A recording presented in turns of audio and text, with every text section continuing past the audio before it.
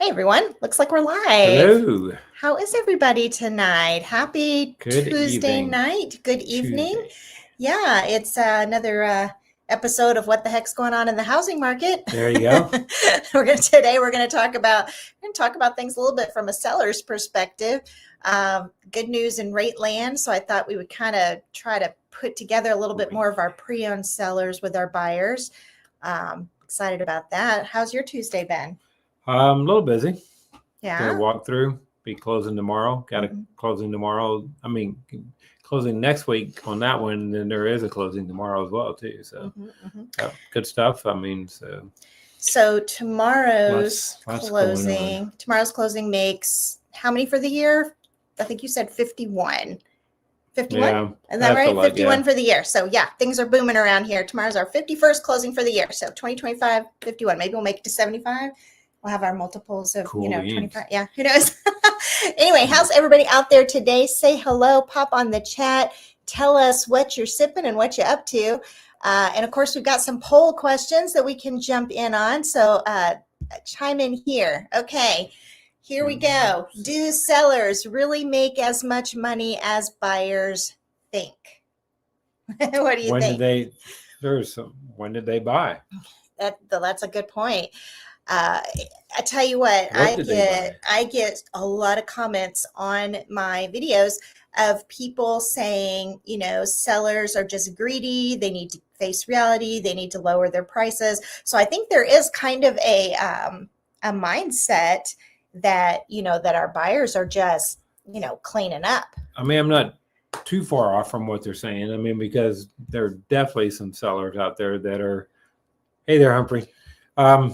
There are definitely Humphrey, it's good to see you. There are definitely some sellers out there that they price their home too high. Definitely. Yeah. And they were hoping, but by now you should have seen, most of 2025 and a lot of 2024 that, the prices, they weren't getting as much. So yeah, I would say probably just about the worst thing you can do is to overprice your home in this market.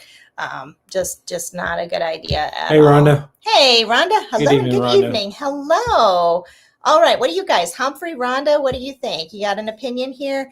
Do sellers really make as much money as buyers think? A, yes, they're cashing out big, or B, no, upgrading eats all their equity.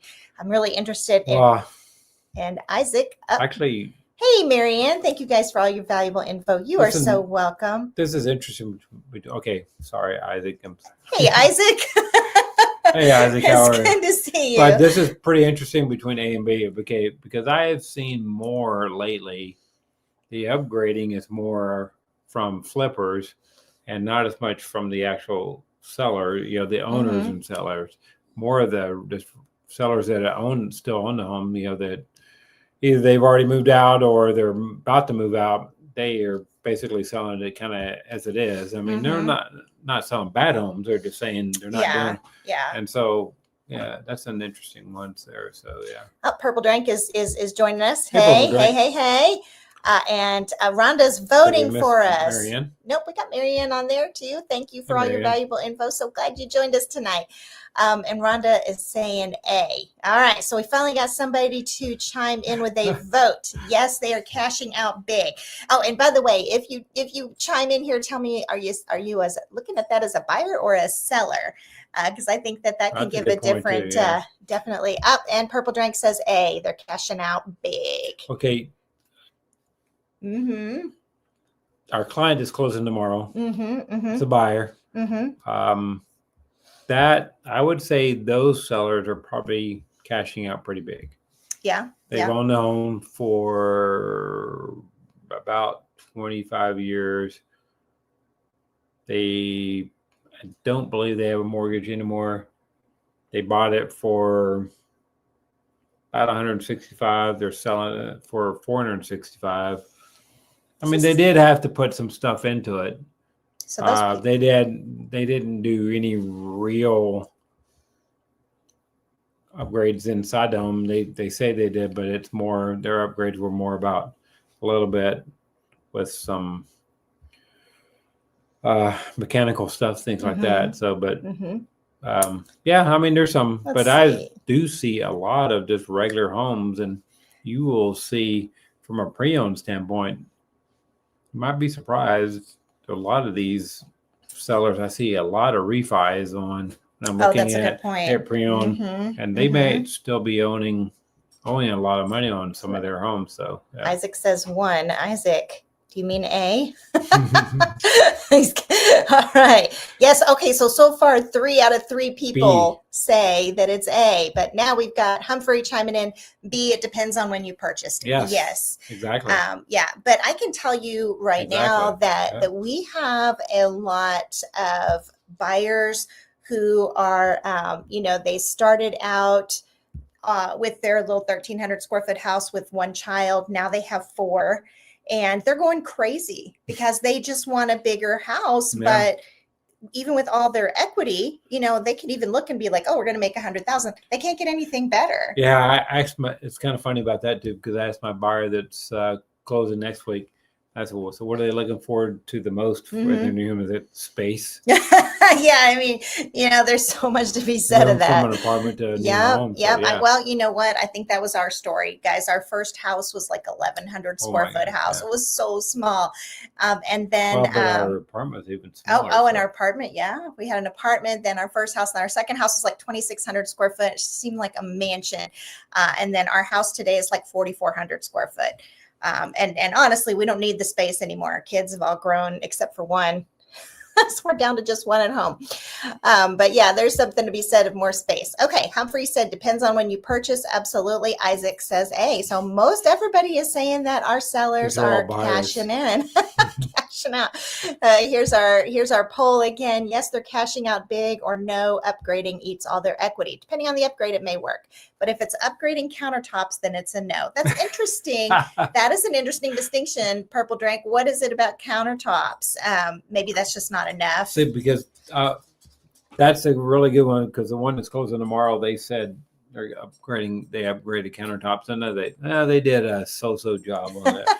on upgrading of it. Though that can make a big difference. Honestly, I think personally. You can tell. Okay, guys, when no lie, when we bought our house that we're in now, okay, our countertops were country blue and white. Oh, but they weren't just country blue; they were they were tiled. Yeah, and I'm telling you, we dropped $5,000 on replacing with granite, and it made a huge difference. So sometimes it makes a big difference. Kind of depends. Hey, all right. Hey, Mr. OL. Hello, Wendy and Dale. Hello. By the way, we're Wendy and Dale. Welcome to our What the Heck's Going On in the Housing Market get together. Okay.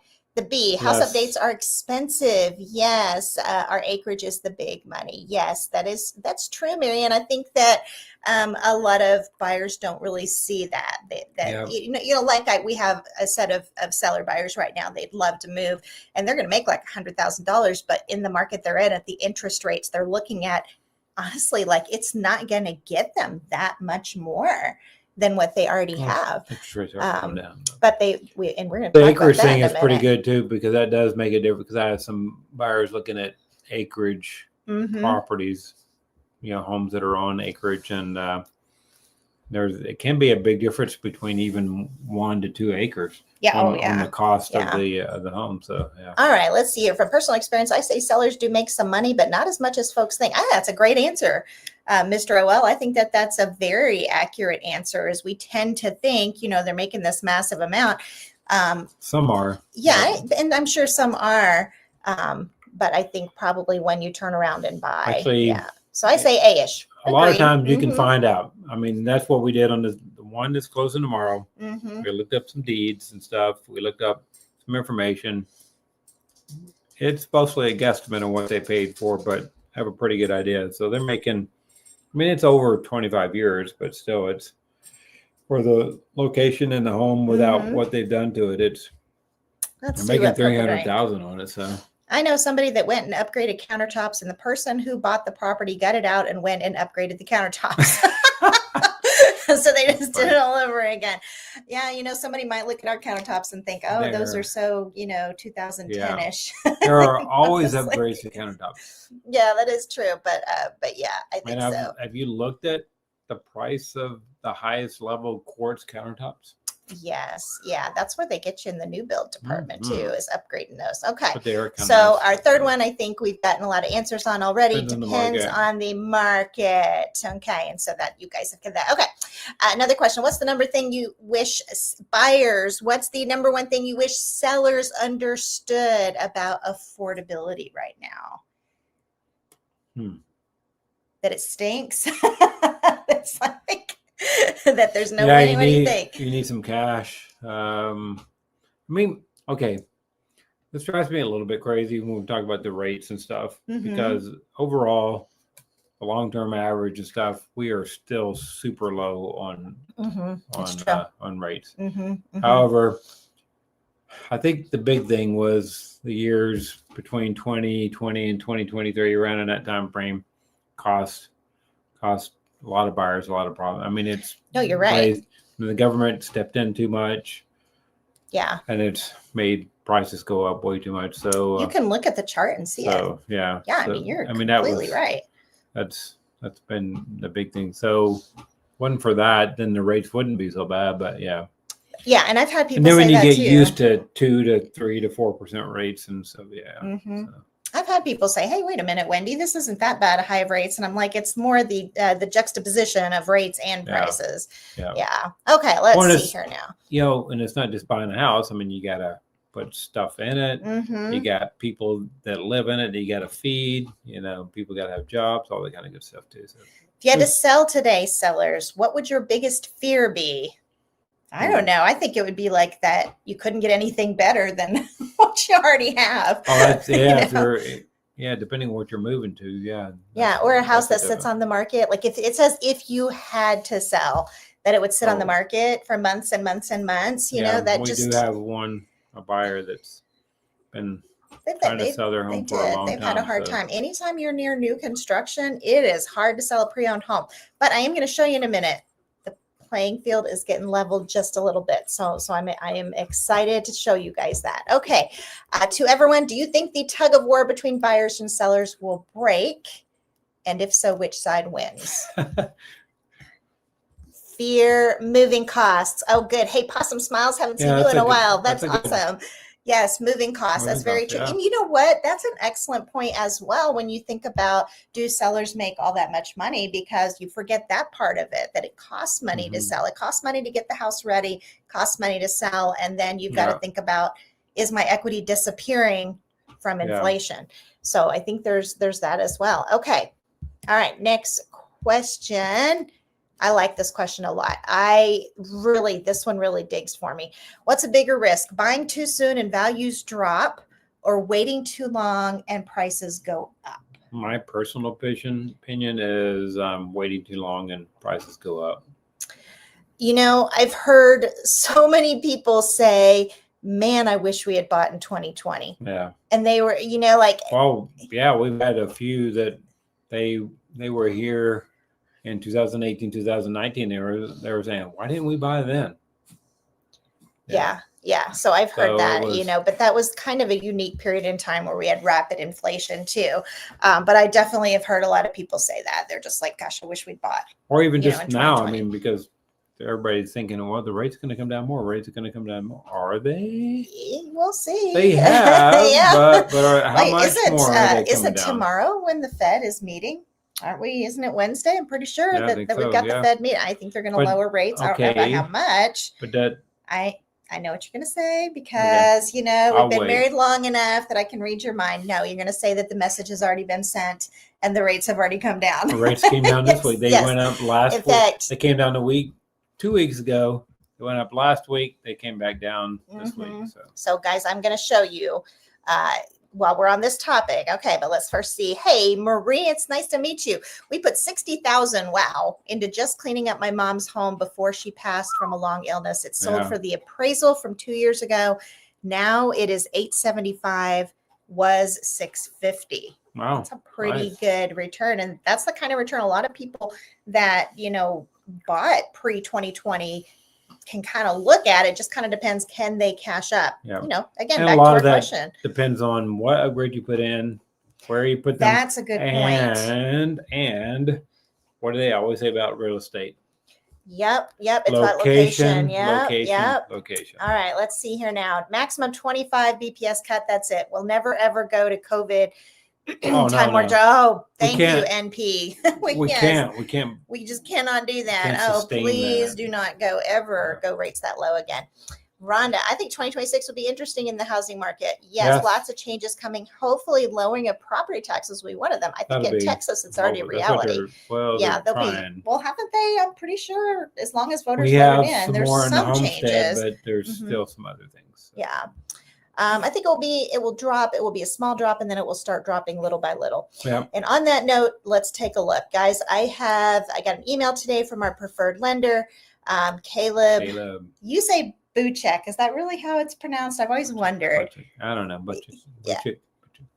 Anyway, so he gave me a rate quote today. I said, hey, Caleb, I'm doing our live stream tonight. What's the latest on the rates? And this is what he said. So as of today, a conventional 30-year fixed with a 5% down payment with no points, 6%. Okay, so that's down a full point from May. That's pretty nice. That's nice. And then a VA with no points, 5.5%. FHA, 5.5%. So that's actually pretty big change. And I think you're right. Those are good rates right there. I mean, you can do a lot with that. So that is what our guy can offer. There's his contact information on the screen if you feel like calling him, but that is what he's offering, and it's good stuff. Just FYI, though, rates do depend. What you can get will depend on your credit score, and it will depend on your debt to income ratio as well, too. So, and rates are generally, when you see the rates that are advertised in a lot of different websites and stuff like that, that's the average across the nation, and each mortgage company their rates can differ depending on their investors. Very true. But very true. Yeah, Caleb does. He's pretty straightforward. Caleb, he will tell you if he can do it. He will tell you if he can't. Tell you what, guys, we've been working. We've been working with Caleb for well over a decade, and he's never once said he could close it, and he didn't. Never once. Every time when he does a pre-approval. I'm digging the VA loans. I love that. Okay, let's see here. Government printed $7 trillion. Yeah, I know. I know. That's just NP. You're so right. It's that government intervention there. That affected everything. Okay, you know what? We are too, awesome. Mr. OL. I'm digging the VA loans. Absolutely. Well, I know a few more VA lenders now too, and VA is coming a long way. You can do a lot with it. If you have that, you can get a lot out of. Yeah, absolutely. 5.5%, and that's with no points, guys. Look what you can get if you decide you want the seller to pay points. You can get all the way down to like a 5. Purple Drink says 5.5 on VA is not bad at all. It is not bad at all, considering we were looking at 7 a couple months ago. 5.5 on FHA isn't bad at all. I completely agree, DV, absolutely. And Humphrey, this I think is an excellent point. New builders will have to be more competitive on incentives at those rates. I completely agree. with you. I feel like it's leveling the playing field. I honestly do.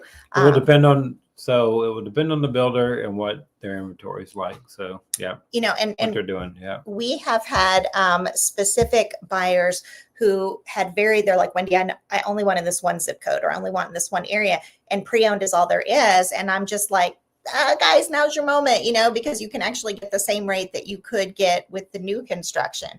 Let me show you guys. Let's see here now. All right. And speaking of Humphrey, this one is for you. This is what we've been looking at, okay, for all of 2025. New construction has had their absolute heyday because they can offer the forward commitment, right? The 4.99% for the 30 years, okay? Well, finally, all right, our pre-owned home sellers have a fighting chance, okay? Because if the seller will pay 2 points, you can get 5.125%. Okay. Yep. So finally, pre-owns, they've got a real advantage now. Finally, they've got this leveling playing field. I'm excited for our pre-owned home sellers. I think they've had a rough go of it. Not that I'm anti-new construction by any means. Oh no. We do a ton of new construction, but I'm just excited that there's opportunity now. Yeah. That now our pre-owned home sellers are individuals. Hey, they can compete. And like Humphrey said, man, you are spot on, Humphrey. Those new builders, if they want to compete, they're going to now They're going to have to offer more. That being said, I actually have seen several raising their prices right now. They're so excited about rates coming down that they're thinking there's going to be this much strain. In fact, in the past week, I was looking on MLS today, and in the past week, 200 listings by new construction have raised their prices up by like 13%. Yeah.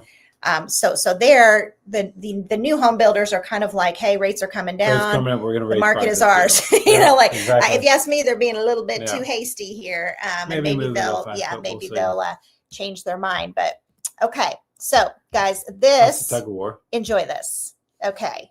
This is my image of what's been going on in the housing market. Okay. Buyers saying, stop being greedy and lower your prices already. And I get a lot of comments like that on my videos, guys, a lot of them. And then you have sellers saying, this is not even worth selling because I can't even get a better house than I already have. Okay. And so that's the tug of war. And that's why you've got a frozen housing market. Mm-hmm. I mean, there's not that much they can do. But yeah, I get a lot of these comments, the stop being greedy, lower your prices, sellers, you just need to get over it. You get a lot of that. No compassion. Certainly, they really see these sellers as greedy people. Okay, let me see here now. Isaac. Hey, Isaac, what do you think about building in a small community versus building in a master plan community with the same builder, one in Fate and the other in Anna? Which location would appreciate more? That's a great question, Isaac. That's a really good question. Actually, those could both be very similar because they're both close to major highways. In the Fate area there's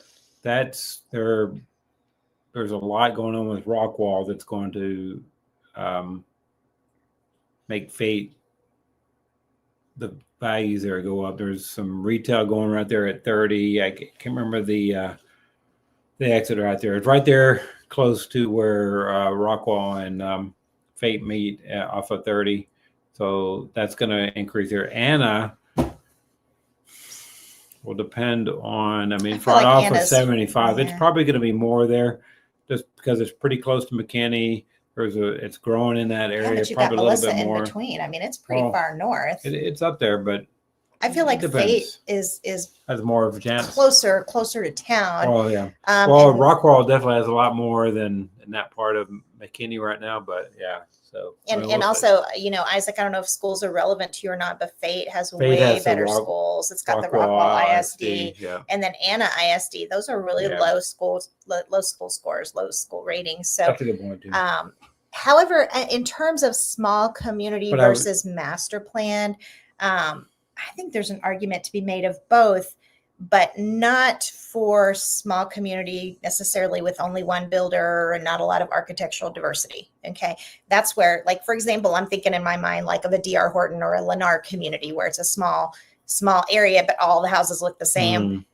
That's not going to be a good idea. Not going to go up on that one, but But if you're talking about, you know what, I keep thinking of the one, was it in McKinney, K. Hovnanian? That was actually nice. Van Alstyne. And it was a small community. Mm-hmm. It's not, Van Alstyne is really close to 75 also. It's a little bit further north, but it's a very small community. They're keeping it small up that way, but the values up in Van Alstyne are going up. Mm-hmm. And they're not adding in a lot of extra retail in that area and stuff. They're relying on other areas to do that. So, I've seen boutique communities done very well. We've seen them where every single yard backs to green space, quiet, cozy, secluded, private. In that case, I think that's a great thing. I would say that we get a lot more buyers asking for master plan. And a lot of the Van Alstyne people shop in Anna. So yeah, I guess that's true. That's where they're putting more of the retail. So all right, DV, pre-owned home sellers, lose the deal to a new community down the street or cut into your inflated equity. DV, I think we know where you stand on those sellers. They make a ton of cash, right? Yeah, I think it's true. I think our hardest hit sellers all of this time have been to the ones that are right near that new construction. Oh my goodness, they have just had such a hard time. Sam, hey Sam. Hi, Wendy, your view on Trophy Signature versus TM. Okay, who is good? Taylor Morrison. So Trophy only does inventory. They do not. You cannot build. You cannot go to them and say, "Hey, I would like to build this plan and add this." All they do is inventory. They've already decided what they're going to put into the home and everything. Taylor Morrison, you have a choice with. We have done some Taylor Morrison. I have done some good deals with Taylor Morrison. They're probably similar homes. Maybe partly I think will depend on the community, but maybe Taylor Morrison slightly a little better. So yeah, but what I was going to say is that I like the elevations and the design that Trophy has. They're more modern from the outside. Got a very unique look. So if you like a modern look, Trophy's got that for you. Taylor Morrison's, a lot of their elevations are similar and they're very traditional. Yeah, like Taylor Morrison, I think they're pretty traditional. They do some nice things. I mean, this is a great question. Build quality. What do you think? I mean, neither one of them are super high on my list. Okay, so they're not one of my they're tops. Probably about the same. They're average. Yeah, I wouldn't say I wouldn't put them in the same camp as like Perry or Highland. I would put them. And I just kind of learned this today. There's a builder quality set. They from appraisers, they go from Q1 to Q5. Q1 being the highest, Q5 being the lowest. And I would say they're probably more in the Q4 area. Maybe, probably Q4 area. So yeah. I do. Okay. Thoughts on VA construction home? Is it worth exploring? VA construction. Yeah. I'm assuming. Are you talking about? Having a home built and using VA. Yeah, tell me what you mean by that. Give me a little more information. VA construction home. So Builders having a new build and then using a VA loan at the end. Yeah, that's fine. Builders don't have a problem with that. Right. Yeah, they're not going to. Okay, let me see. Let's dig back in here. Okay, so this is the article that I had, and I think it's really going to be very illuminating. Okay, and Purple Drink said yes. That was what he was asking. Yeah, I think that's fine. I don't see any distinction. We've had some to do that. So. We sure have. Your home value may be rising, but equity erosion could wipe out those gains. So all of you, both sellers and buyers, this should be I think it's illuminating article. Home values are still inching upwards, with median list prices rising 0.5% in July, according to data from Realtor.com. But that's not the full story. Inflation's climbing at 2.7% year over year, outpacing those modest gains and eroding the wealth homeowners thought they had built. And there is that idea of, I thought $100,000 was really great. I've got wealth here. And then finding what it can get you in the market because of what you're looking for, where you're going to buy. Yeah. Because how prices have gone up. So let's see here now. Yeah. Okay. Housing is often seen as a hedge against inflation, and it is. It is. But when home prices don't keep pace, the purchasing power of your equity shrinks. Now, I think that is a great way of putting it. The purchasing power of your equity shrinks. Put another way, you may have more dollars in your name, but each one buys less. And then, again, it's location. This is probably a national article, and it's very much it is. Yeah. There are definitely some areas in the U.S. that are. You're not going to get near what you. It's true. And for Americans, most Americans' homes just not just a shelter. It's their biggest source of wealth. When equity erodes, it can change how well they live. And I will say this, when it talks about their biggest source of wealth, I get a lot of also comments on my YouTube videos where people will say, no one can afford a $600,000 house. Why do they even sell those? Right? This is because they're in a different season of life than you. Okay. Right. Because if they've owned a home and that home has built up equity, now they can afford it. They may not make any more money than you. It's just that they have that equity. So, and it's because, for most Americans, a home's not just a shelter. It's their biggest source of wealth. And so a lot of times when they're buying, $600,000 home, maybe they're only getting like $100,000 mortgage. Okay. So it's actually a very good point there. Season of life, let's see, for buyers who hoped they might use this to their advantage, it's not so simple either, right? You're excited because sellers are motivated, but it's not that simple. Even if home prices cool, affordability remains strained as inflation and high mortgage rates erode purchasing power. Let's see here now. Slower price growth doesn't automatically mean homes are more affordable. Again, because you've got, the higher interest rates and you've got the prices starting out so high. Okay, so then let me jump in here because Sam has a question. Hey, Wendy, one more question. Generally, after how many years does a mud PID will go away? Particularly interested in Salina. Okay, so and you're right. Salina's the one where you've got those PIDs. And that's a great question. What are your typically thoughts on that? They're about 30 years. I've seen them anywhere from about 20 to 40 years, but they're usually it's about 30 years.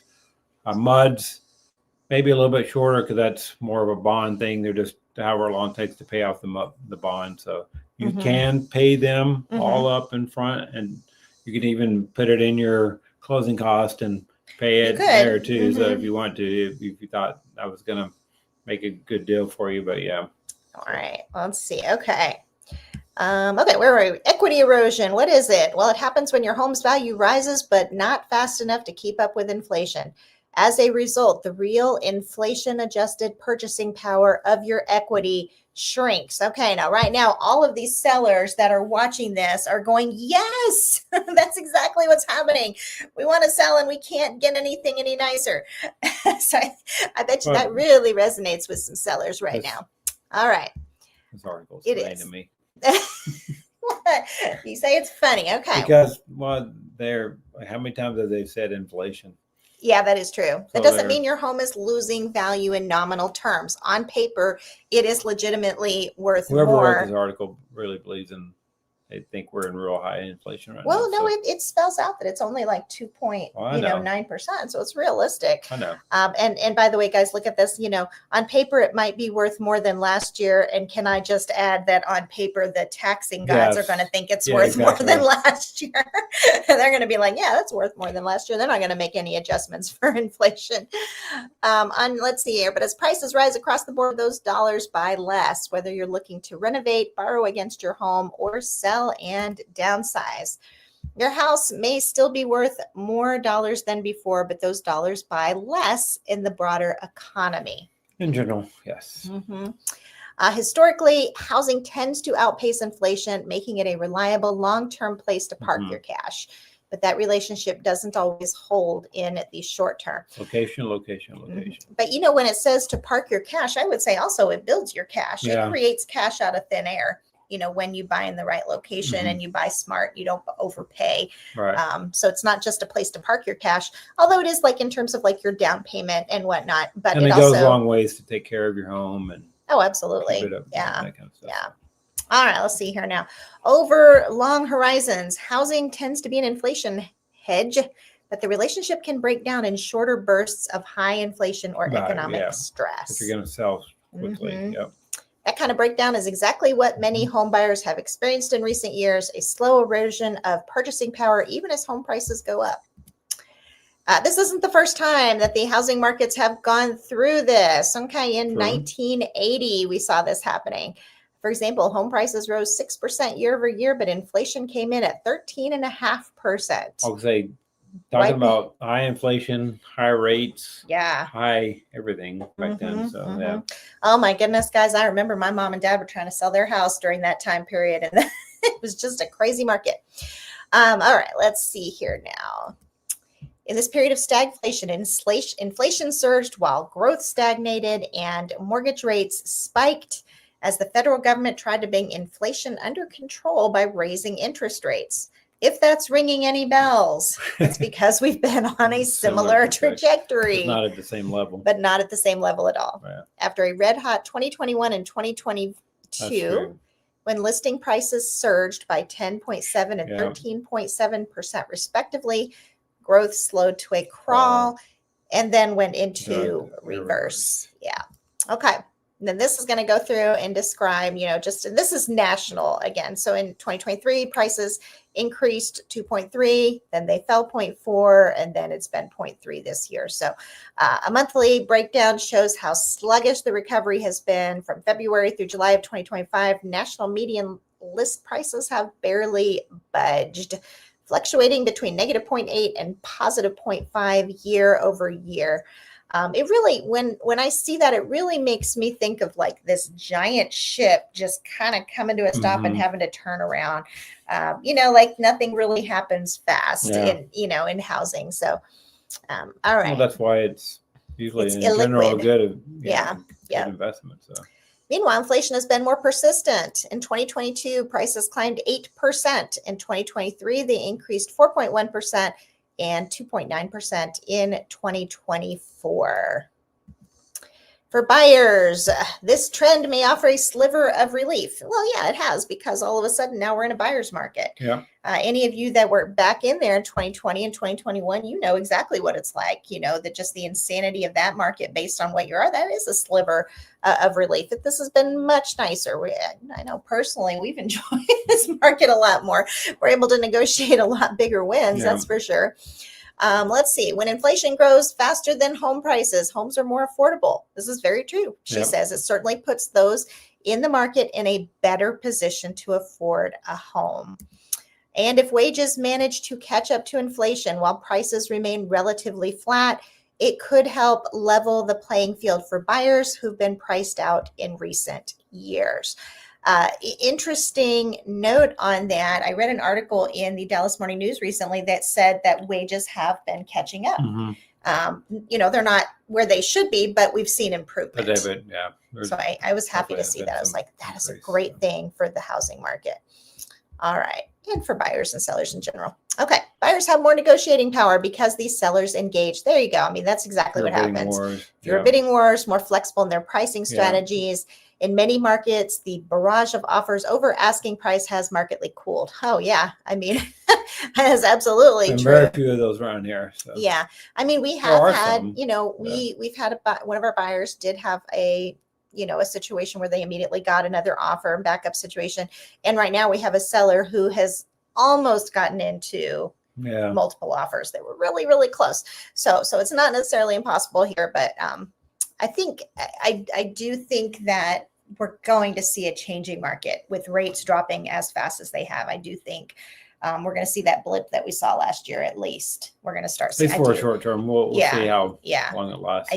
I mean, for rates to be down in the 5.5, I think there's something kind of magical about the 5 number. And VA and conventional, or VA and FHA being at 5.5. With no points.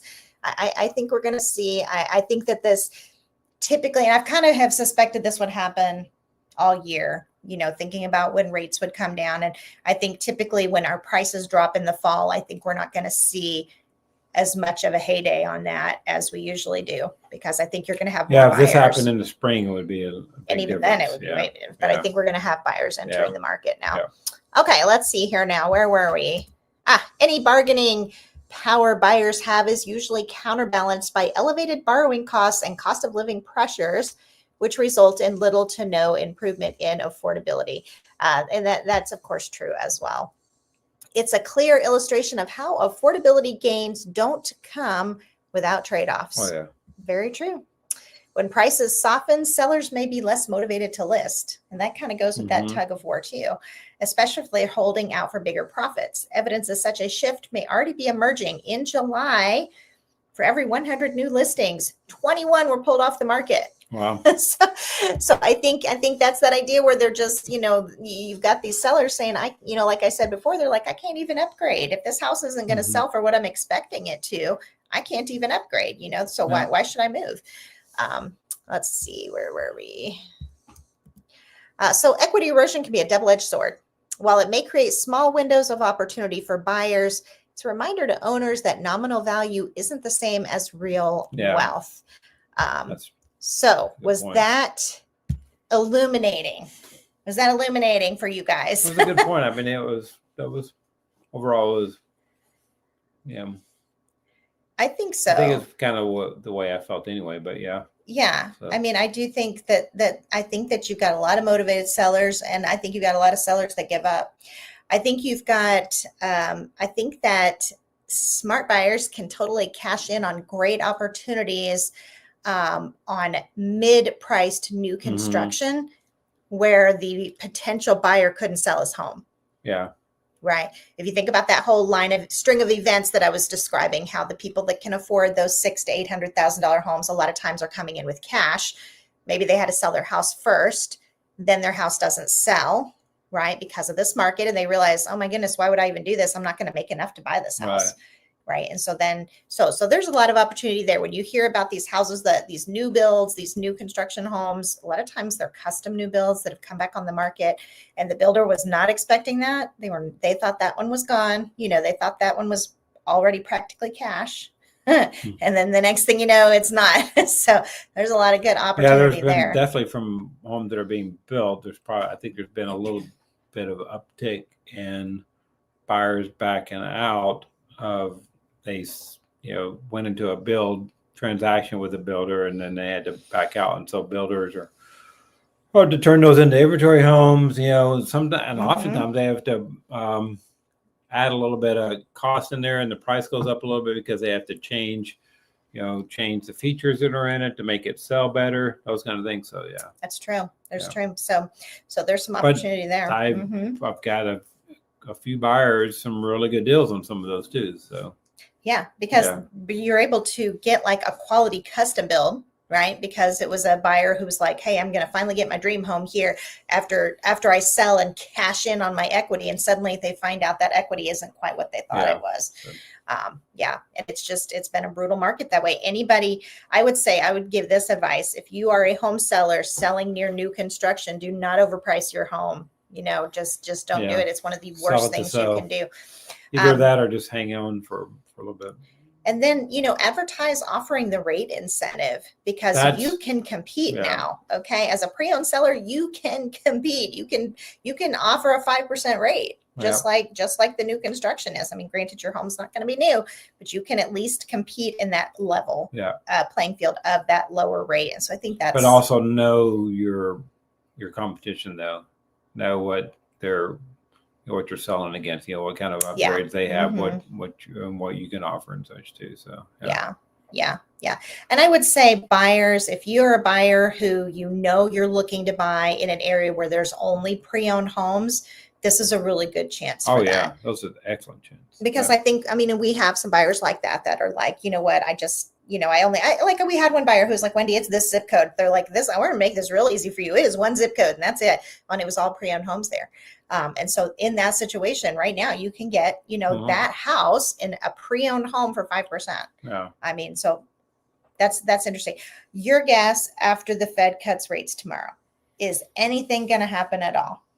I think the rates will probably stay, but if any changes, I would say they might go up a little bit, but in general, I think they're probably just going to stay the same. So okay.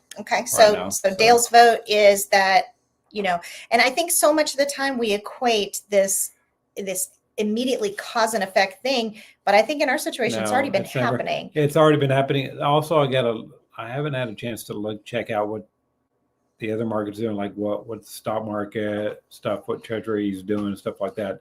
I need to see some headlines I need to check out and to see what's going on. But some people, I thought I saw something about I think it was just a clickbait thing about stock market crash, but yeah.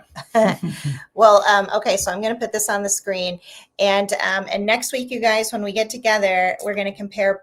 I'm going to get Caleb. I'm going to get Caleb to send me another one of these.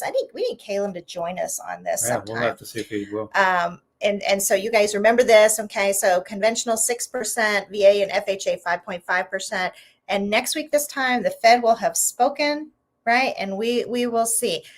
I personally don't think that it's going to change anything for where we already are, because I feel like that's my main. I feel like it's more about sending a message. Yeah. And the minute they started talking about sending the message, I think that's when you saw your changes. So actually, one real quick thing too, just real quick, if you're thinking about property taxes, if you really, really want to see the difference in property taxes, you need to get involved with your local entities and discuss with them what they're budgeting, what they're trying to pay for. That's where they could add more to your homestead exemption, but if they're increasing their budgets on spending on whatever, then that doesn't help that much. So I think it's a great get involved. Absolutely. All right. It would be great if the timing would be great. Awesome. Caleb, I agree. I agree completely. Caleb, do you hear us? Caleb, are you watching? Do you hear us? You need to jump on here and talk about some rate strategies. Because Caleb's got some great ideas on rate buy downs, permanent rates. I mean, he has explained. I'll tell you what, I will tell you this. He's I very have smart guy, man. He's amazing. I have grilled Caleb before on understanding exactly how, especially contribution limits. I have just asked him so many different ways. Well, can it be used this way? Can it be used that way? And he's just great. He's so knowledgeable. Yeah. Mr. OL, it'd be great if Caleb joined. Purple Drank says, yes, bring Caleb on the stream. Caleb, I hope you're watching. You're joining us next week. And protest every year. Absolutely. Oh, yeah, absolutely. Definitely. I mean, you got to do that. But yeah, the biggest effect, though, goes big time. You got to get involved with the local entities. Yeah. School district, the city council, all those things, and see what they're spending money on. So absolutely. We protested our personal residence this year, and I had a huge win. I think, what was it, like 200,000? Yeah, I got our values down in a big way. I feel like it was about $200,000 that I got our value down on. So I was pretty excited about that. I felt pretty accomplished. I was like, that was great. All right. Well, I agree with you, Purple Drink, about bringing Caleb on. We will ask him if he will join us next week. In the meantime, you guys have a great evening. Have a great evening. We are going to scoot and go have some dinner that is upstairs simmering on the stove. So, all right. You guys have a great evening, and we'll talk to you next week. And don't forget to compare rates. We're going to compare them next week to see if the Fed actually changes anything. So we'll see. All right. Yep. Talk to you guys again soon. 1 week. Bye.